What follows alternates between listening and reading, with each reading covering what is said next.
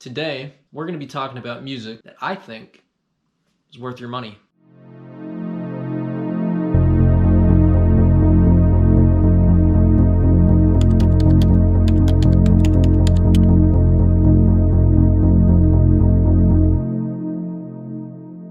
When we think about music nowadays and the digital age of streaming and all of that, you always think, well, why would I buy music when I can just pull it up on YouTube or Spotify for free? Once upon a time, a long time ago, the only way to purchase music was to go to a store and literally buy a record in order to listen to it.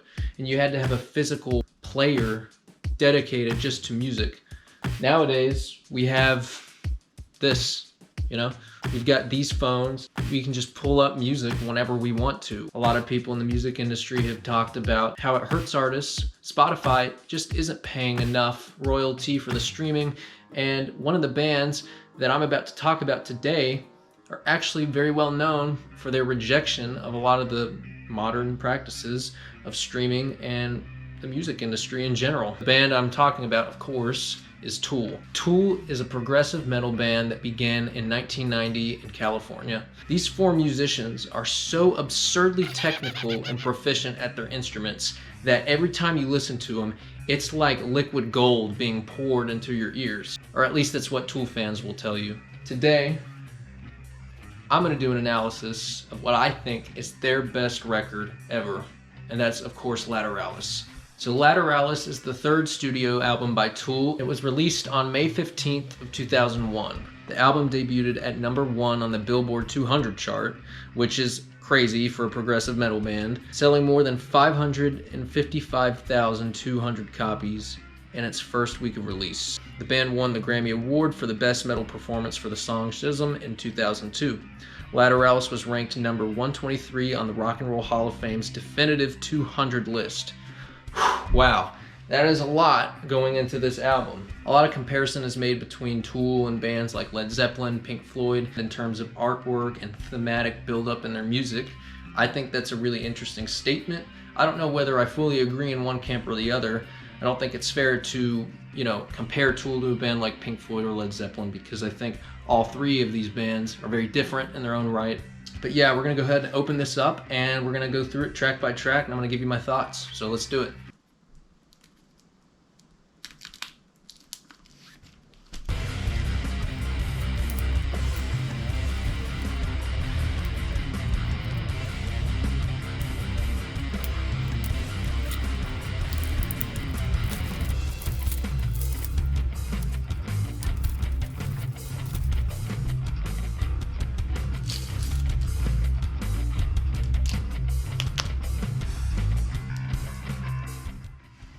Wow, look at that.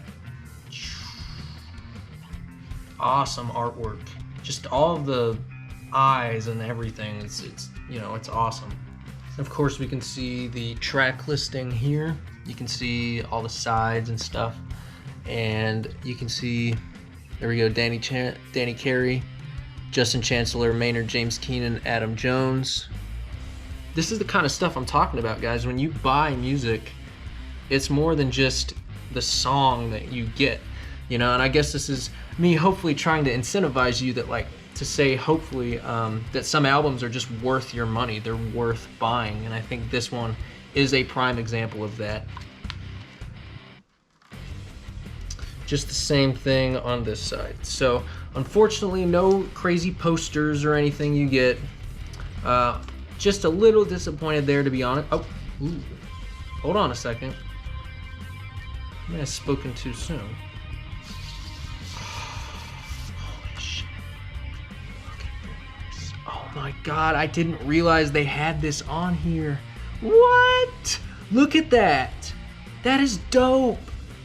Oh, and you get two sides too. You can see the different layers. The skeleton. That's so awesome. And you can see the third eye. Awesome, awesome. Wow, look at that. Let's put her in the player.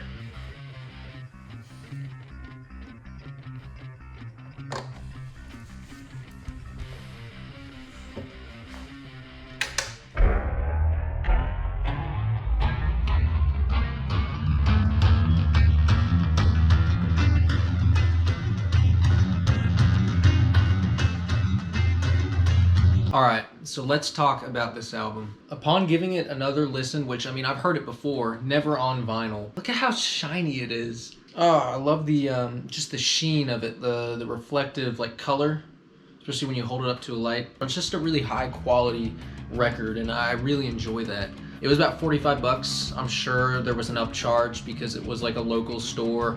I'm sure if you got this from Amazon or something, it'd be a lot less expensive, but it was there. It was just one of those things like, yeah, like I'll get it, you know? But yeah, I took some notes while listening to the album, and here are just some of my thoughts and ideas. The ebb and flow of Lateralus permeates your soul.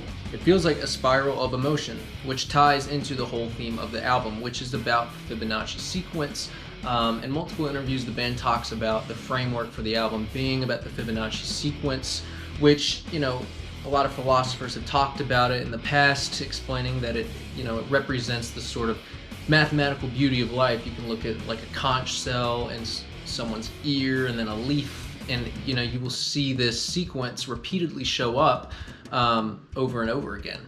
And that's what makes it so beautiful. And the fact that they were able to translate that into music in this album is incredible. It doesn't have to always stay in 4/4 time. It doesn't always have to stay in one key. You know, I think that's what makes Tool just such a brilliant, you know, group of musicians, and ultimately they're really good composers too. There's a lot of different emotions on this album. There's a lot of positive waves, especially in like songs like Reflection and Lateralus. There's some like uplifting musical sections where the guitars really come in, and it brings you up, you know? But then there are other tracks that are on, you know, more negative vibrations. One of the tracks I can name, Ticks and Leeches. The Grudge is another track that, you know, there's a lot of negative waves there, but there's a sort of positivity to it in his mindset. You know, he talks about transmutating these leaden grudges into gold. And he talks about basically, you know, taking all this negative vibration and moving, you know, like the Fibonacci sequence, outward into a better place. They blend mathematical artifacts with some of the Eastern philosophy that Tool is known for integrating into their music, and I think it just comes together really well. I think when metal bands especially utilize like changing song structures, it really highlights the fact that it's such a diverse genre of music, and there's so many subgenres, Tool being progressive metal, for instance. And I think, you know, to the untrained ear or uninitiated, you know, average music fan who doesn't regularly listen to heavy metal, this is the album to give the genre a chance. This is the album to be like, oh, okay, there's beauty to this genre as well. It's not just, Rah! Although I do like some of that too. There's a lot of diversity to the genre, I think, and I think Tool are one of the best bands in the progressive metal scene. They're one of the staples. They're one of the big boys now. They're just part of music history. I love how they mix both soft and harsh sounds. There's a lot of intricate percussion and syncopation that Danny Carey does on the drums. I think Adam Jones is an amazing guitarist. I think he's able to blend rhythm playing and lead playing really well together, both at the same time. He'll go from a section like, let's say in Lateralus, where he's, you know, going to this wah-wah freaking crazy pentatonic solo, and then he comes back in the last section with da-da-da-da-da-da-da-da-da, those really chunky riffs. The transitions of the chords into the melodies are really smooth, and he is great at that. I really like Justin Chancellor's bass playing. He's not afraid to traverse his fingers up to the upper register of the bass and really play some of the melodic role when Adam is doing some more of the rhythm stuff. So the bass and guitar and Tool and most of their songs will really interchange the roles. You know, there's no instrument that has a designated area in the song, and that's what I love about it.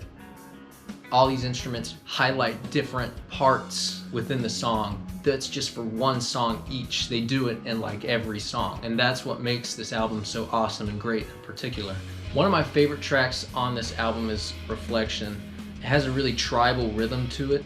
You know, it has that sort of African drum sound to it that I really enjoy. There's a lot of darkness, there's a lot of lightness in this album. There's a lot of loss, personal loss. There's a lot of anger and aggression, and I don't think it's just meaningless anger and aggression. I think it's like rightfully indignant anger. I think Maynard has something to talk about when he's screaming his lungs out and, you know, singing these crazy lines.